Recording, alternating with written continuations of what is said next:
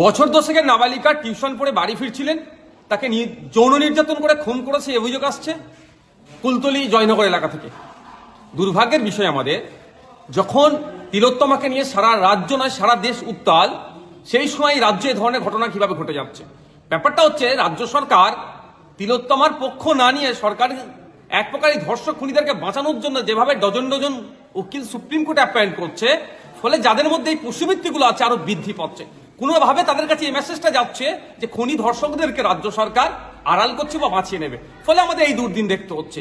আমি সরকারকে ধিক্কার নিন্দা জানাচ্ছি। তিনি ল অ্যান্ড অর্ডার সিচুয়েশন যে ক্রিয়েট হচ্ছে বা এই ধরনের ঘটনা ঘটছে, এটাকে রোধ করতে ব্যর্থ হয়েছে। যখন তিলোত্তমা ঘটনার পরে পুলিশের নিষ্ক্রিয়তা নিয়ে, পুলিশের ভূমিকা নিয়ে যখন প্রশ্ন উঠেছিল, তখন রাজ্য সরকারের, রাজ্য প্রশাসনের প্রতি একটা দৃষ্টি নিক্ষেপ করা দরকার ছিল, সংস্কারের দরকার ছিল। কিন্তু দুর্ভাগ্যের বিষয়, এই কুলতলি জয়নগরে যে ঘটনা ঘটেছে, পরিবারের অভিযোগ, যথাসময়ে অভিযোগ জানানোর পরেও পুলিশ নিষ্ক্রিয় ছিল, পুলিশ গড়িমাসি করেছে। পুলিশ যদি সক্রিয় থাকতো তাহলে আজ তো এই ঘটনা নাও ঘটতে পারতো। আমরা ভুলে যাচ্ছি না, যখন দলুয়াখাকিতে ওই ইনসিডেন্ট ঘটেছিল, বাড়িতে পুড়িয়ে আগুন লাগিয়ে দিয়েছিল একাধিক গাড়িতে, আমি তখন যেতে চাইছিলাম, তখন আমাদেরকে আটকানো হয়েছিল। রাস্তা পরিবর্তন করে অন্য রাস্তাতে গিয়েছি, পুলিশ প্রশাসন এসে আমাদেরকে আটকে দিয়েছে।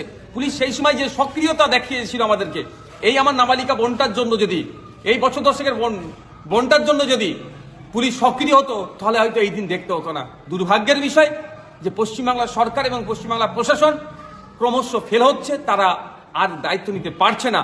আমি আশা করব মুখ্যমন্ত্রীর কাছে, পুলিশ প্রশাসনের কাছে, দ্রুত এর সাথে, এই খুনের সাথে, এই যৌন নির্যাতনের সাথে যে বা যারা যুক্ত আছে প্রত্যেককে গ্রেপ্তার করে ফাস্ট ট্র্যাক কোর্টের মাধ্যমে দ্রুত শাস্তির ব্যবস্থা করা হোক। আর একটা অনুরোধ আমার মুখ্যমন্ত্রীর কাছে, এর যেন আপনি আবার রেড বেঁধে দেবেন না। লাভ অ্যাফেয়ার, ও প্রেগনেন্ট ছিল, ওর এটাই ছিল, এই বলে যেন আবার আমার এই নাবালিকা বোনটাকে দেখে দেবেন না। এই অনুরোধটাও রইল মুখ্যমন্ত্রীর কাছে। যথাযথ বিচার হোক, তার ব্যবস্থা করুন।